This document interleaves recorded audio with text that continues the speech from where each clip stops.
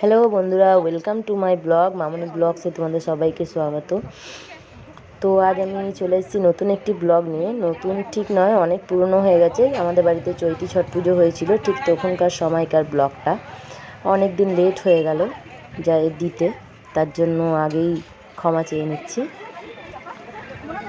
আমরা সবাই বেরিয়ে পড়েছি বিকেলবেলা ঘাটে যাওয়ার উদ্দেশ্যে।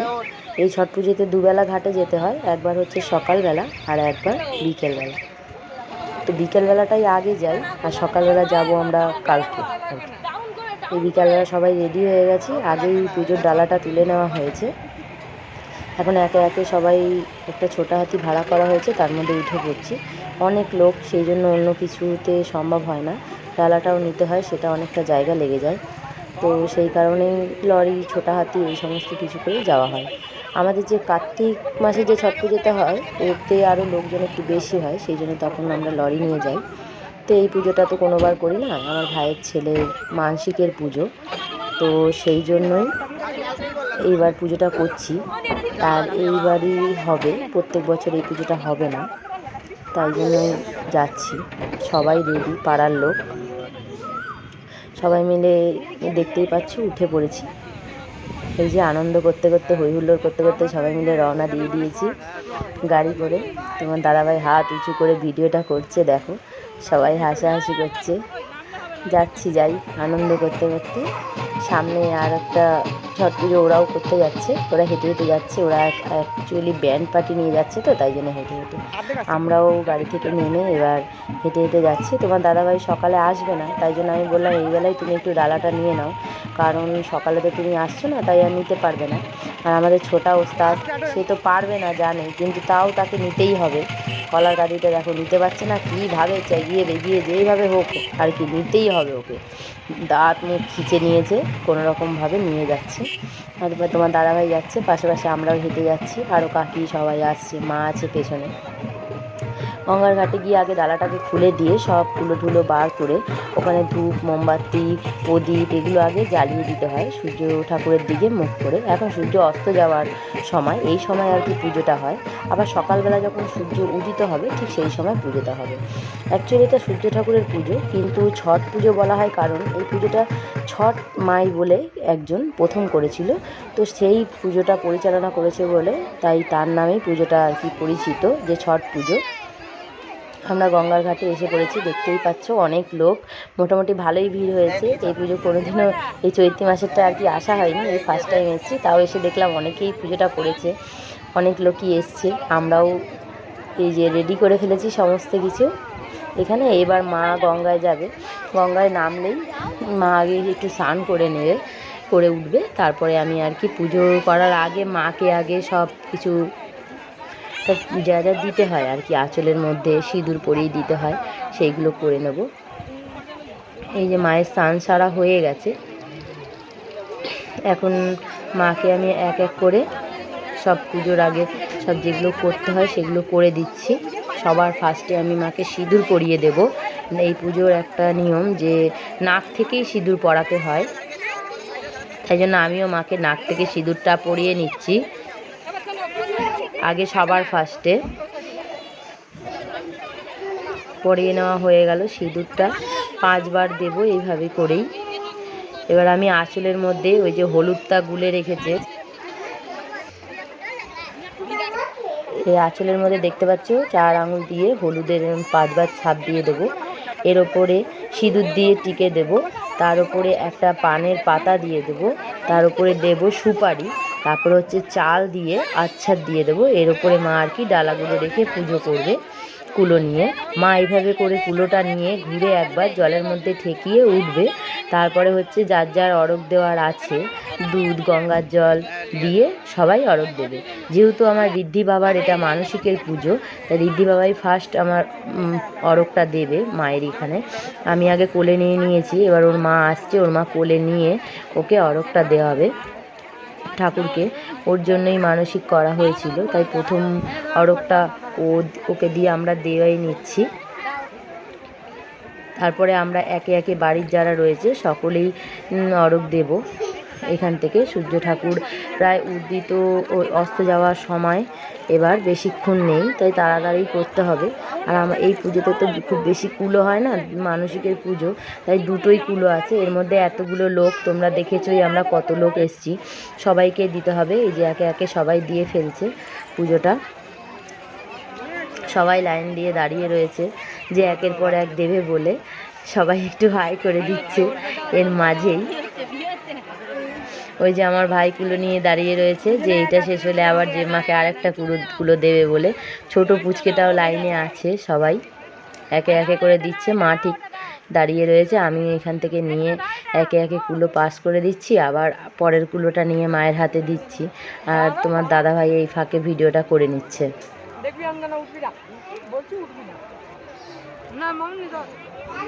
এইভাবেই আস্তে আস্তে পুজোর পুরো পরিক্রমাটা আমরা শেষ করছি।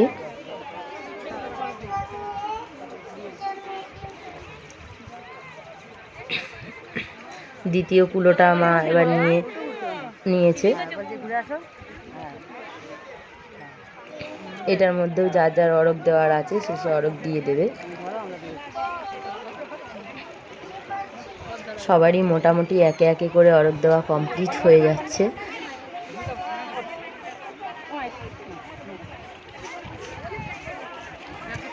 পুজোটা অনেক দিন ধরেই পরিচিত একটা পুজো, ছট পুজো। নর্থ বেঙ্গলিরাই সাধারণত করে থাকে এই পুজোটা, বেঙ্গলিরাও করে এখন আর কি, দেখা দেখি। আগে হয়তো তেমন কেউ করতো না, কিন্তু এখন অনেকেই দেখি যে আমাদের দেখা দেখি করতে।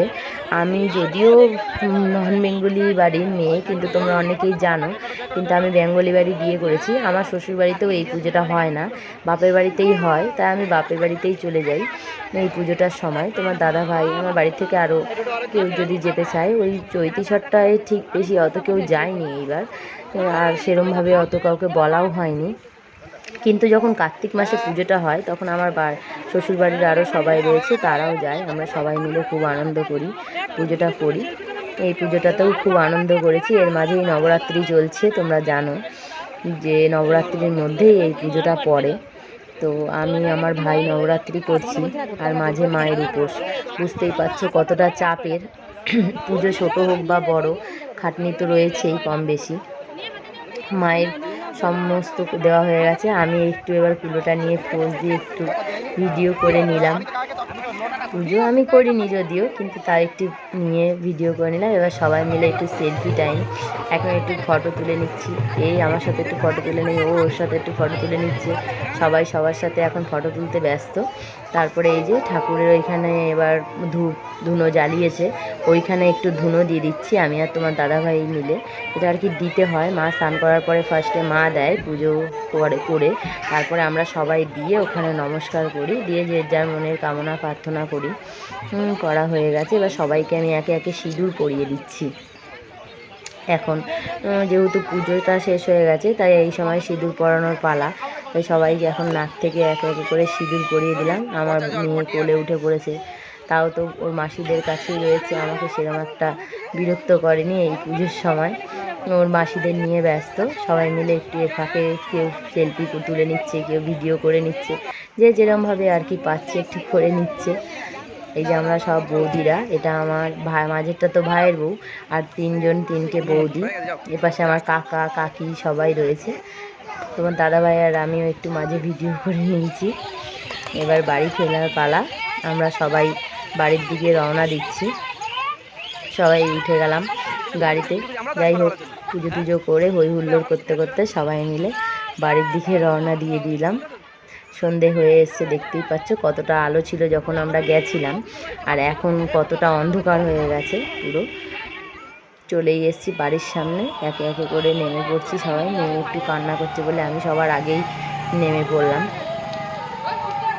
যে মেয়েকে গিয়ে একটু কিছু খাওয়াতে হবে বলে। আর মা যাবো দেখতেই পাচ্ছ কতটা বিরক্ত করছে,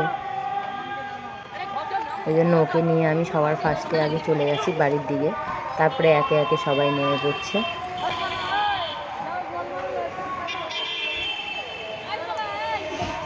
পুজো শেষে বাড়ি সবাই চলে আসলাম। আবার এখন বাড়ি গিয়ে আমাদের কাজ হচ্ছে ঠেকুয়া বানাতে হবে প্রচুর পরিমাণে।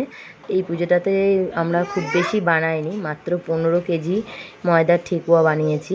এই যে বসে পড়েছি ঠেকুয়া বানাতে। নাহলে আমরা যে কার্তিক মাসে যে ছট পুজোটা করি তখন 50 কেজি মতো ঠেকুয়া হয়। এইবার 15 কেজি মতো করেছি। আমাকে সবাই ঠেকুয়াগুলো ঠুকে ঠুকে দিয়ে রেডি করে দিচ্ছে। আমার হচ্ছে ভাজার পালা। আমি সবসময় ঠেকুয়াটা ভাজাটা আমার দায়িত্বেই থাকে, সেই জন্য আমি সব ঠেকুয়াগুলো ভেজে দিচ্ছি বসে বসে। কমপ্লিট হয়ে গেল সকালবেলা। এবার আমাদের সকালে ঘাটে যাওয়ার পালা। দেখো সবাই রেডি হয়ে বেরিয়ে পড়ছি।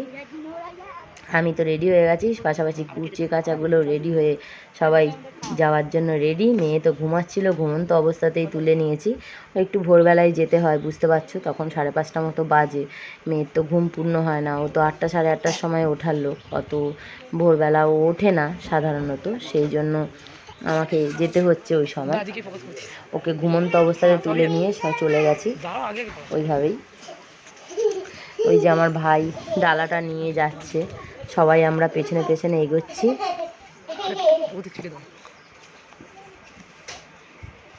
আবার আমরা গাড়ির মধ্যে উঠে সবাই মিলে ঠিক যেরম বিকালবেলা গেছি ঠিক সেইভাবে একই গাড়ি করেই আবার চলে যাব।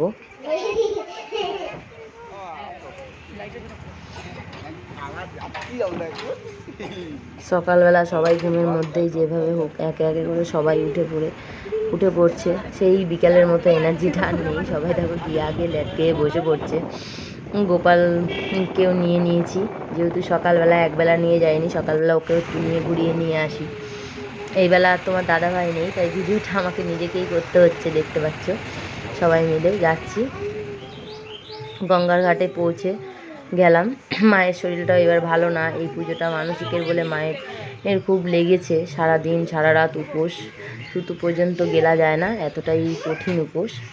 তো সেই জন্যই মায়ের শরীরটা এবারে ভালো নেই। মাকে তাই ধরে ধরে নামাতে হচ্ছে দেখলেই। ভাই ডালা নিয়ে যাচ্ছে।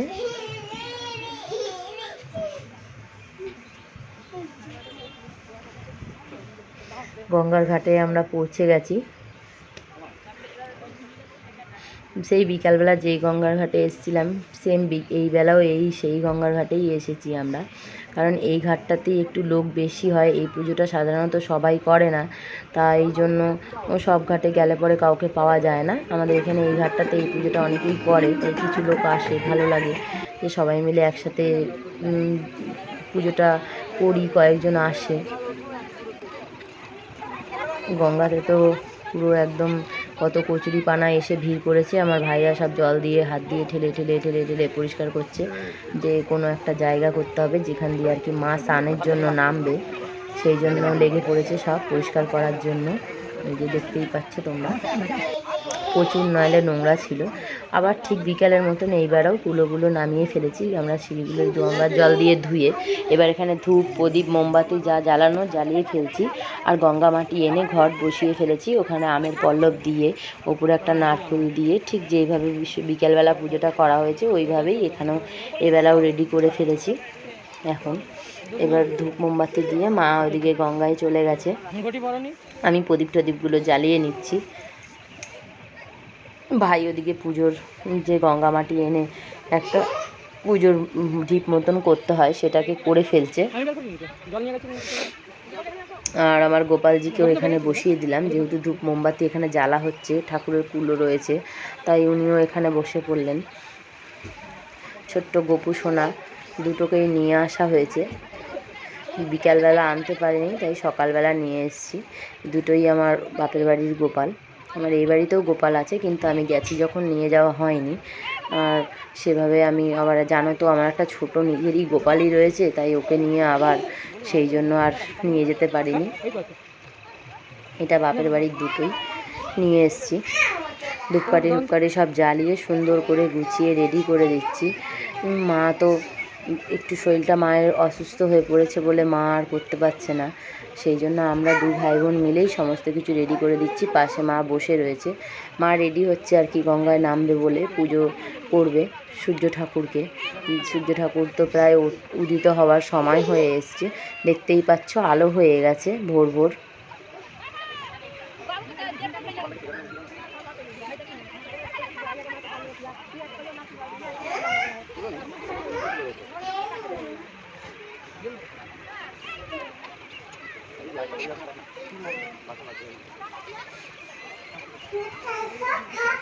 সব প্রদীপগুলো নিয়ে সুন্দর করে জ্বালিয়ে রেডি করে দিলাম। এইবার ঘাটে, গঙ্গার ঘাটে বা মা নামবে। তারপরে আমি একে একে সব কুলোগুলো সবাই নিয়ে গিয়ে দেব মায়ের হাতে। মা সূর্য ঠাকুরকে অরঘ দেবে, তারপরে আমরা সবাই অরঘ দেব একে একে।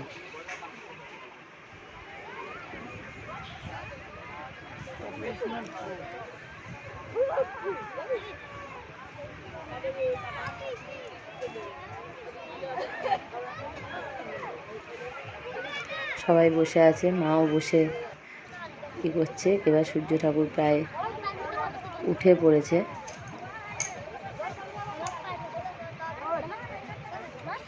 এর ফাঁকে আমি একটু রিলস করে নিচ্ছি মায়ের সাথে বসে বসে।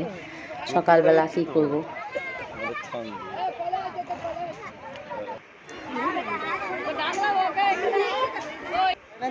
গঙ্গার ঘাটে নেমে পড়েছে। যেভাবে ঠিক করেছিলাম এবারেও করে দিয়েছি।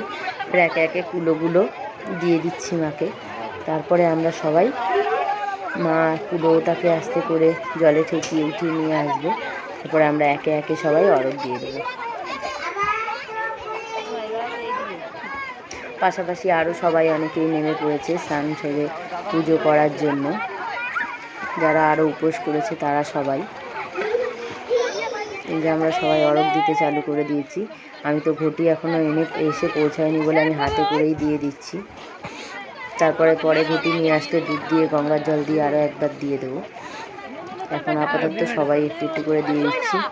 আমার ঋদ্ধিবাবু তো একদম জলে নেমে ছপং ছপং ছপং ছপং করতে, দেখো কত আনন্দে একদম ইয়ে হয়ে যাচ্ছে। পারলে মনে হয় ছেড়ে দিলে এখনই ছপাস করে নিচে নেমে যাবে, এরকম একটা ব্যাপার। ও তো জল দেখলে একেবারে কিছুতেই রাখা যাচ্ছে না। ও একেবারে কোনোভাবে নেমে যেতে পারলে বাঁচে। মাসি জোর জবস্তি করে ওকে চেপে চুপে নিয়ে চলে যাচ্ছে, কিন্তু ও তো যাবে না কিছুতেই। কান্না করছে যে জলে নামবে বলে। নেমে স্নান করবে। আমার মেয়েও তো একদম গঙ্গা দেখে বলছে, মা আমি স্নান করি, আমি স্নান করি। কিছুতেই আর কি আমি কোনো রকমে ওকে কাটিয়ে নিয়ে এসেছি। আমি স্নান টান করতে দিইনি, কেন হঠাৎ করে সকালবেলা স্নান করলে ঠান্ডা লেগে যাবে, সেই জন্য। পুজো কমপ্লিট হয়ে গেছে। এবার আমরা বাড়ির দিকে রওনা দিচ্ছি। মা সবার আগে মা উঠে পড়ছে। পুজো টুজো হয়ে গেছে। এবার আমরা সব একে একে এরপরে উঠে পড়বো, দিয়ে আমরা বাড়ির দিকে রওনা দেব। মায়ের পুজো তো কমপ্লিট হয়ে গেল, ছট পুজো, কিন্তু আমাদের নবরাত্রি চলছে, সেই জন্য তো আমারও বাড়িতে গেলে পুজো রয়েছে, রয়েছে। তো আমিও একটু ছট ঠাকুরের ডালাটা বাড়ি যাওয়ার সময় মাইকে বললাম, দে তাহলে আমিও নিয়ে যাই একবার, আমার তো নেওয়া হয়নি। তাই আমি ডালাটা নিয়ে যাচ্ছি বাড়ি অবধি। দেখতেই পাচ্ছ তোমরা সবাই।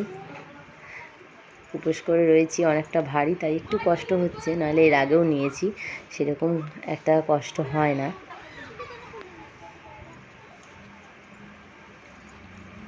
আর ঠাকুরের নামে তো ঠিক চলে যায়। এই বাড়িতে এসে পড়েছি। এবার ভাইয়ের কাছে ডালাটা গিয়ে নামিয়ে দিলাম ঠাকুরের। আর সেই খুদেটা আবার কলার কাঁদিটা নিয়ে চলে আসলো। তো আর বেশি বড় না করে আজকের ব্লগটা এখানেই শেষ করছি।